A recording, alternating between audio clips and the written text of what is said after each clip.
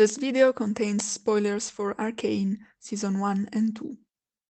Shocking news! Both Jinx and Caitlyn have blue hair! Okay, bravo, how insightful. Now, what if we skip the superficial stuff and go to the core of their characters, where the deeper similarities and symmetrical opposition can be spotted? In fact, with Vi struggling through the whole series to choose between Caitlyn and Jinx, it seems obvious that these two characters have some parallelisms and some contrasts. But I want to analyze deeper how the series builds a link between them, and particularly what type of link. I don't want to stay superficial and simply say that they are both competitors for Vi's attention. I want to show how the complex, layered, careful balance of symmetrical contrasts and parallel similarities between them reveals a whole new reading of their stories, and it even supports a pillar of Arcane's meaning. Since Season 1, Jinx and Caitlyn are already set as enemies, and not only for Vi's attention. Caitlyn is very focused on her investigation that she doesn't know yet, but will bring her to Jinx.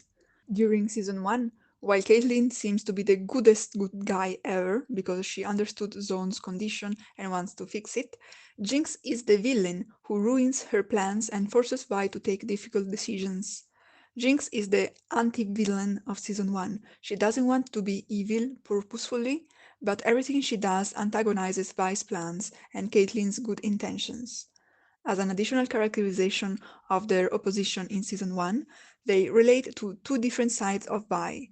While Vi is linked to Powder by her experiences before her prison time, therefore in the past, Caitlyn is the person she spends most of her time after her liberation from the prison. So, Vi's bond with Jinx is based on the past, while Caitlyn offers the possibility of a bond in the future that Jinx does not offer to Vi. So, when hesitating between them, Vi is hesitating between her past and future, her responsibilities and her new hopes. The most interesting developments happen in Season 2. After her mother's murder, Caitlyn is even more obsessed by the goal of arresting and even eliminating Jinx. And Jinx is angry at Vi for joining Caitlyn and the Enforcers, and she too wants them to pay. But despite this burning hostility, the two of them are more similar than they want to admit, especially on Caitlyn's part. In her attempt to hunt Jinx, she loses more and more of her kindness. She becomes more and more ruthless, just like Jinx used to be in Season 1. During the mission in Zaun with Caitlyn, Vi notices that she's changing, and eventually tells her, "Everybody in my life has changed. Promise me you won't change." She's referring to Jinx, who has become a stranger to her, and she doesn't want the same thing to happen with Caitlyn. Despite Caitlyn reassuring her, it's exactly what happens.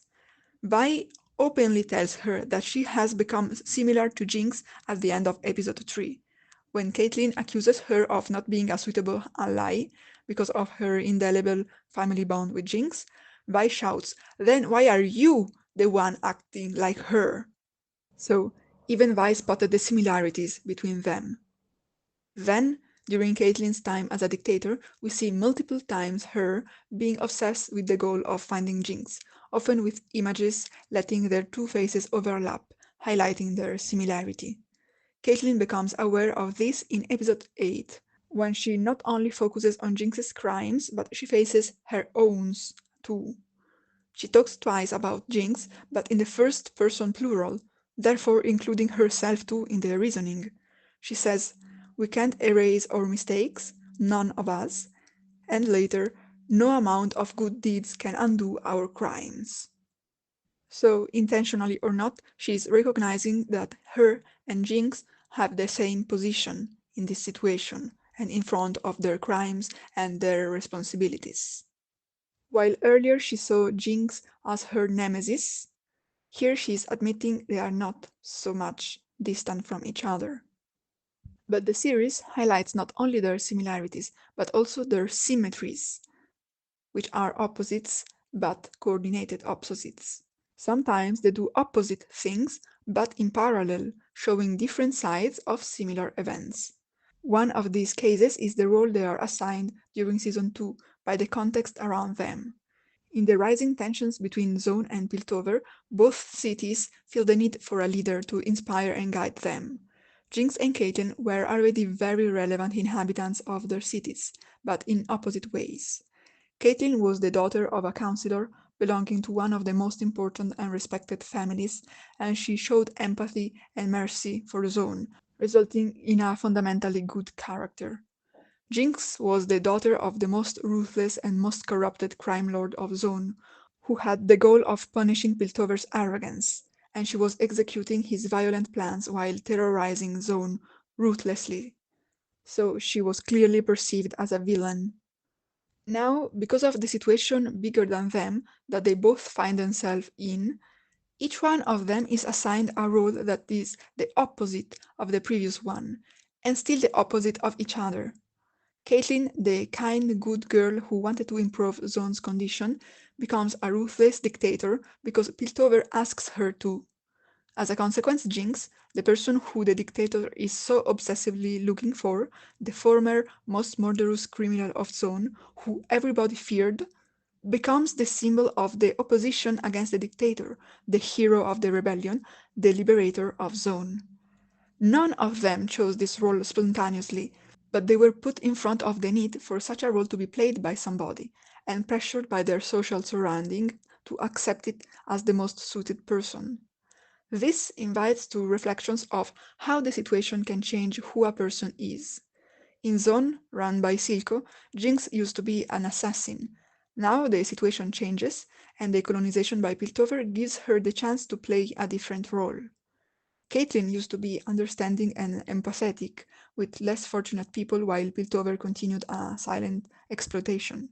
But now the situation changes, and Piltover chose her to guide their invasion of Zaun to stop their retaliations.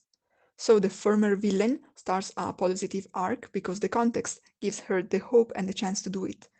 The former good girl starts a negative arc, dragged down by the obligations the context puts on her, and she is unable to manage differently. So, comparing Caitlyn and Jinx reveals that, depending on the situation, a character can become a hero or a villain, and we should take this in account while judging their actions. This adds to the moral complexity of the series. Jinx and Caitlyn are not completely good or completely bad, but they act in a certain way depending on the challenges they are faced with currently. Caitlyn herself learns this. While she is a dictator, she is the one with Piltover's support and the power to judge Jinx, even if she did worse things to Zaun than what Jinx did to Piltover.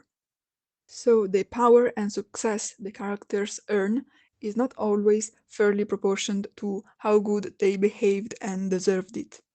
She understands their similarities, uncovered by their opposed journeys.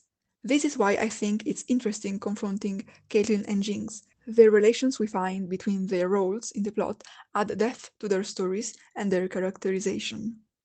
I have also analyzed individually Jinx's most redeeming moment and Caitlyn's dark mistakes.